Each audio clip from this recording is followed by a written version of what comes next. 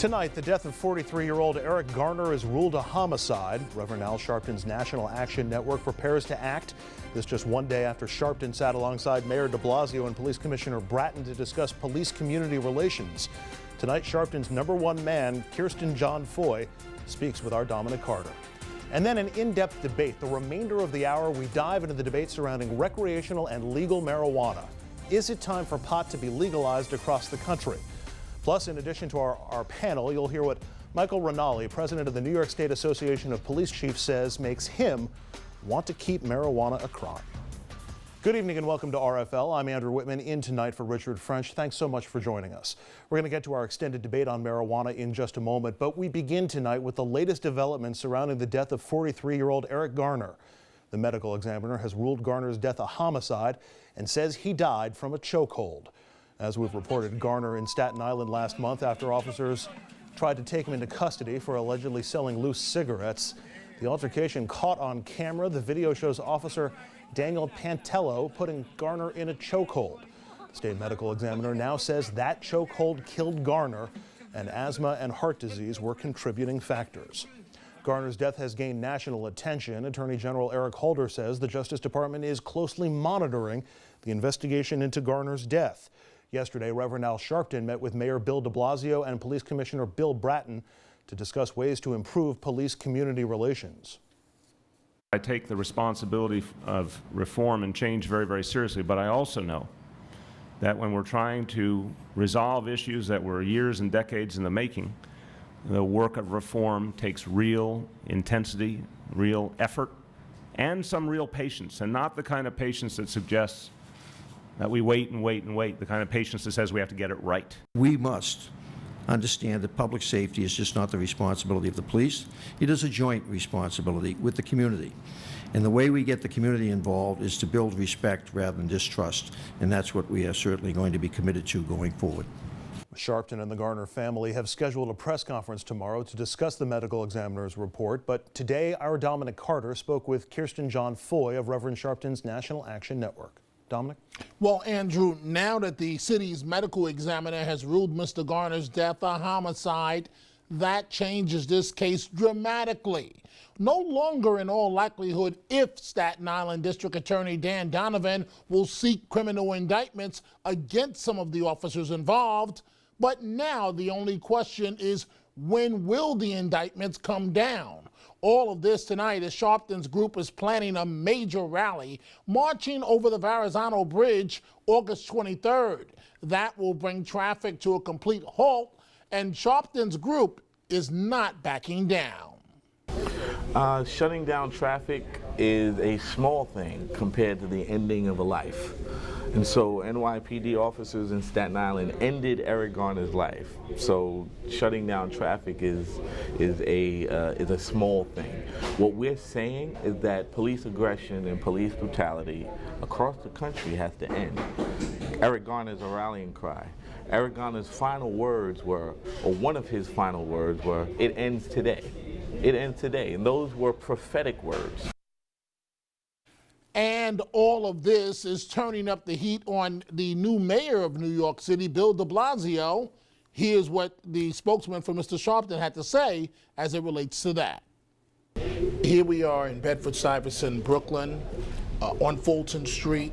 You pick up a newspaper anywhere around here today, or in fact, throughout the tri-state area, this incident, Rev Sharpton, Mayor de Blasio, Eric Garner, Page One News, look at the Daily News, look at the Post. I want you to take a look at what Rev Sharpton had to say just yesterday as it relates to the mayor's son. Given the data that we are seeing in terms of these broken window kind of operations, it's disproportionate in the Black and Latino community. If Dante wasn't your son, he'd be a candidate for a chokehold. Rev Sharpton referencing the mayor's son just yesterday. Did the comment go too far? No, he didn't go too far. He wanted to drive home the point that this is personal for all of us.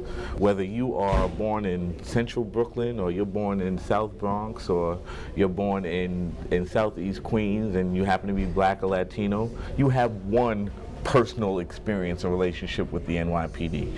If you're born white in the Upper West Side or in Midwood or some other exclusive community, you have another personal experience with the NYPD. And what the Reverend was saying to the mayor is that, you know what, your son would have the same experience that we have if he were not your son. So he's not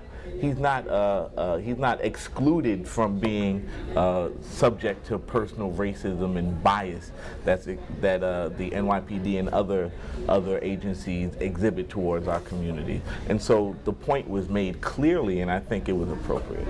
You were standing right next to Rev Sharpton as the two of you made your way into City Hall yesterday. You also had a private meeting with Mayor de Blasio, Police Commissioner Bratton. What did the mayor have to say? Did he reference the Eric Garner case? What happened in that private meeting?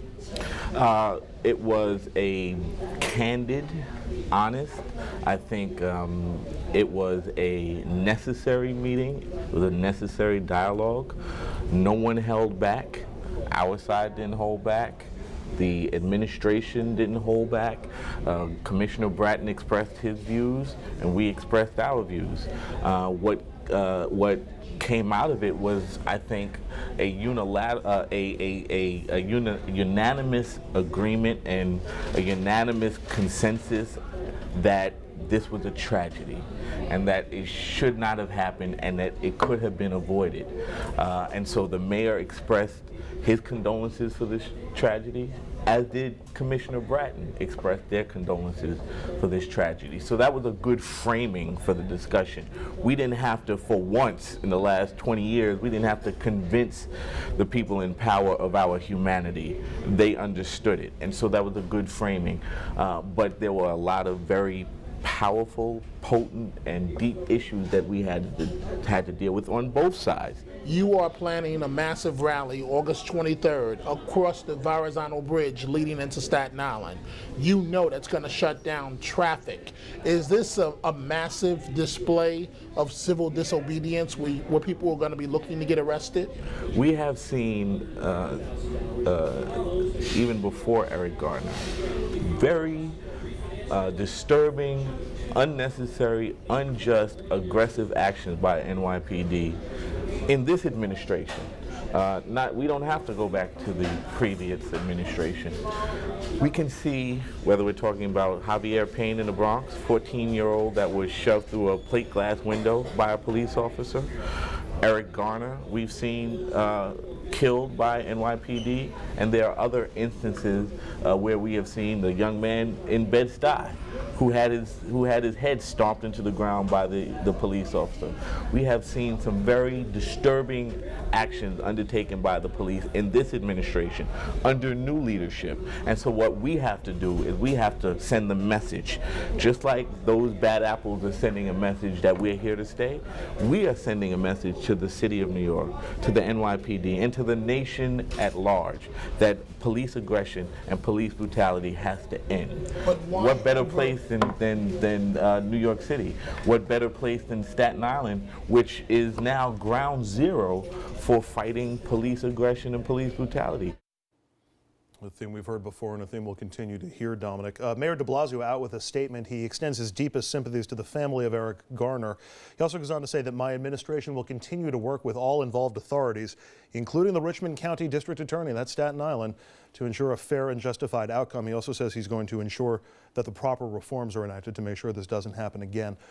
What do you think is the key for de Blasio and the NYPD right now? That people feel like justice is done in this case, or that the officer who put that chokehold on Eric Garner is convicted and sentenced and prosecuted? Excellent question, Andrew. There is enormous pressure on the mayor, on the brand new mayor of New York City, who was elected on a platform, if you will, to put the police in their place in terms of alleged brutality and so on, stop and frisk. And so this mayor has to walk a very fine line. He has to keep an open mind as it relates to the investigation. He must support his base, which is communities of color, but at the same time, police officers have to feel that they are not being sold out. Now, also in much pressure as The mayor is Staten Island District Attorney Dan Donovan, a Republican who ran for state attorney general. Donovan on Staten Island has an enormously strong relationship with the police. Now he's being called on to prosecute a minimum of one of their own, possibly 3 or 4. With the report that came out today, it ensures that Donovan, with the feds looking over his shoulder at the Justice Department, he is going to have to get indictments. There is no doubt about that. That medical report confirmed that as of tonight. Finally, Dominic, we've talked before about how it sometimes feels like the city's on a powder keg, especially in a race-related issue like this one. What do you think happens if we get a report of another NYPD chokehold this weekend? Well, I think the good news is with this mayor and this police commissioner, the temperature has been turned down. And it started under Bloomberg. If this had happened unfortunately under Mayor Giuliani, I really believe that there would be riots in the street. But under this mayor, things are calmed down and people have a wait and see approach. It's not going to change anything. Let's remember, these officers are innocent until proven guilty. They may very well walk at a trial. PBA President Pat Lynch told us that he didn't see the chokehold. We see one officer puts his armor. The question for prosecutors, is that a lock in terms of what what we're looking at right now? Was that a lock put on Mr. Garner? The report tonight, Andrew, from the medical examiner is extremely bad news for the police officers. At a minimum, many of their careers, the officers that you're seeing right now, their careers are over and done with within the NYPD. They may be exonerated or they may not, but their careers as police officers are basically over. All right, Dominic Carter, thanks very much. Great job. Up next, we're going to take a quick break. When we come back, we dedicate the remainder of the program to one single topic, marijuana. We're going to cover a broad range of issues related to it, and first up, calls for it to be legalized. The New York Times, the latest influential advocate for legalization. We're going to get into that next.